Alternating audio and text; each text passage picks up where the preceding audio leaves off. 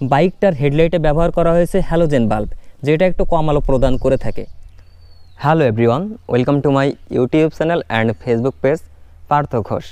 আশা করি আপনার সবাই ভালো আছেন, সেই সাথে আমিও ভালো আছি। আমি এই ভিডিওতে আপনাদের মাঝে শেয়ার করব ইয়ামাহা FZS FI ভার্সন 2 বাইকের কয়েকটা খারাপ দিক।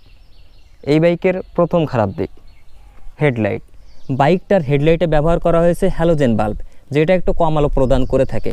আমার মতে এই হেডলাইট সেটআপে যদি তারা হ্যালোজেন বাল্বের পরিবর্তে ভালো মানের কোনো LED বাল্ব ইনস্টল করে দিত, তাহলে আমরা এই বাইকের হেডলাইট থেকে আরও একটু ভালো আলো পেতাম। আর 2023 সালে এসে এই বাইকের হেডলাইটে হ্যালোজেন বাল্ব এটা মেনে নেওয়া যায় না। মেনে নেওয়া যেত যদি তারা 2023 সালে এসেও এই বাইকটা সেল না করতো। দ্বিতীয় খারাপ দিক, এই বাইকের ইনস্ট্রুমেন্ট কনসোলে কোনো গিয়ার ইন্ডিকেটর নেই। আমি আপনাদেরকে একটু অন করে দেখাচ্ছি। ইনস্ট্রুমেন্ট কনসোলটা অন হচ্ছে, এখানে দেখতে পাচ্ছেন নিউট্রালের একটা লাইট জ্বলে আছে। অর্থাৎ শুধুমাত্র যখন আপনার বাইকটা নিউট্রালে থাকবে তখন এই লাইটটা শো করবে। তাছাড়া আপনার বাইকটা যে কত নাম্বার গিয়ারে আছে, ধরেন আপনার বাইকটা 3rd গিয়ারে কিংবা 4th গিয়ারে আছে, এরকম কোনো কিছুই আপনি মিটারে দেখতে পাবেন না। অর্থাৎ এই বাইকের ইনস্ট্রুমেন্ট কনসোলে কোনো গিয়ার ইন্ডিকেটর নেই। সেই সাথে এখানে দেখতে পাচ্ছেন ট্রিপ একটা। আমার মতে ট্রিপ যদি 2টা হতো তাহলে আমরা একটা ট্রিপে ইঞ্জিন অয়েলের চেঞ্জ করার হিসাবটা রাখতে পারতাম, আর একটা ট্রিপে আমরা এক জায়গা থেকে কত দূরে অন্য একটা জায়গায় যাচ্ছি এইটার হিসাব রাখতে পারতাম। আর আরও দেখতে পাচ্ছেন এখানে কোথাও টাইম নেই। আমার মতে টাইমটা যদি তারা এই মিটারে দিয়ে দিত তাহলে আমাদের ভালো হতো।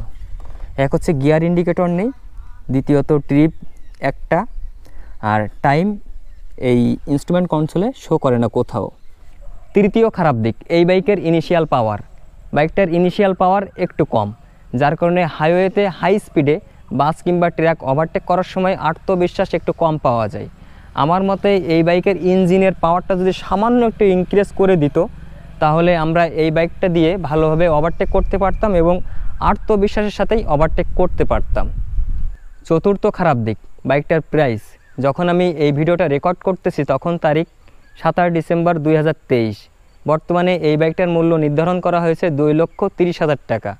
মাঝে এই বাইকটার দাম কমতে কমতে 2,08,000-এ চলে এসেছিল, বাট বাংলাদেশে ডলারের সংকট হওয়ায় বাইকটার দাম বৃদ্ধি করে আবারও করা হয়েছে 2,30,000 টাকা, যেটা আমার কাছে একটু বেশিই মনে হয়। তার কারণ হচ্ছে সামনে একটা ডিস্ক, পিছনে একটা disc, non ABS braking system, সামনের হেডলাইটে হ্যালোজেন বাল্ব, ইনস্ট্রুমেন্ট কনসোলে গিয়ার ইন্ডিকেটর নেই এবং টাইম নেই।